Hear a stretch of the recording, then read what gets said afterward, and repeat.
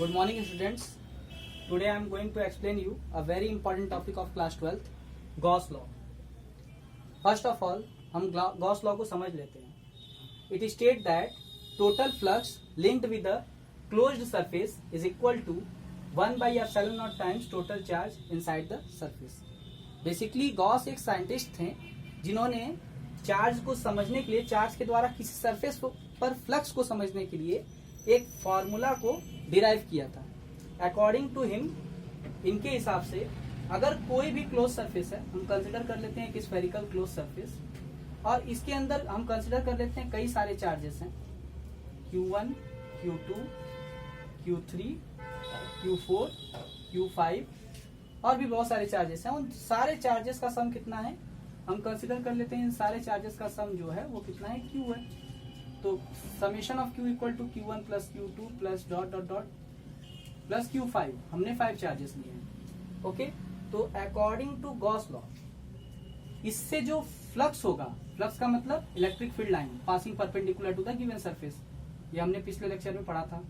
तो इससे जो फ्लक्स होगा वो इक्वल होगा 1 by epsilon not times total charge. Total charge का जो सम है उसके 1 by epsilon not times flux equal होगा. ओके, इस पर सीबीएसई ने कई बार क्वेश्चन पूछा है.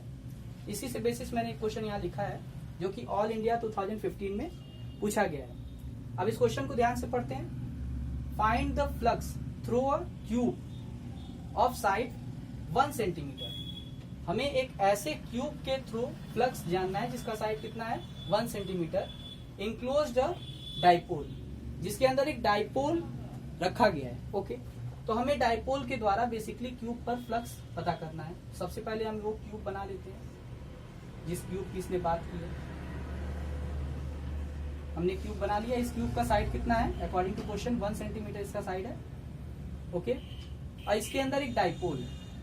डाइपोल हम सभी जानते हैं. इलेक्ट्रिक डाइपोल का क्या मतलब होता है? इलेक्ट्रिक डाइपोल का मतलब होता है two opposite charges separated by small distance. ऐसा कोई system, for example HCl, H plus and Cl minus, और दोनों का बॉन्ड लेंथ बहुत छोटा होता है, सेपरेटेड बाई, और NaCl भी कह सकते हैं. ओके, तो ऐसा ही कुछ इस क्यूब में रखा हुआ है. तो इस क्यूब पर इस डाइपोल के द्वारा फ्लक्स कितना होगा, तो हम गॉस लॉ का यूज करेंगे. हम जानते हैं according to Gauss law, according to Gauss law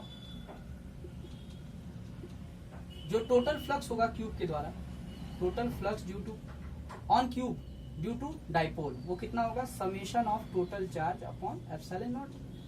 तो टोटल चार्ज कितना है इस पर, एक है प्लस क्यू, दूसरा है माइनस क्यू. अच्छा, मैंने स्केलर क्वांटिटी लिया है, दोनों का मैग्नीट्यूड ही लिया है, डायरेक्शन नहीं लिया है. इसलिए नहीं लिया है क्योंक't चार्ज कैसा क्वांटिटी है, स्केलर क्वांटिटी. ओके, अपॉन में क्या हो जाएगा, एप्सिलॉन नॉट. टोटल चार्ज कितना है इस पर, 0, अपॉन में क्या हो जाएगा, एप्सिलॉन नॉट 5Q. तो इससे क्या पता चल रहा है कि जो फ्लक्स होगा इस क्यूब पर इस डाइपोल के द्वारा वो कितना होगा, 0 होगा.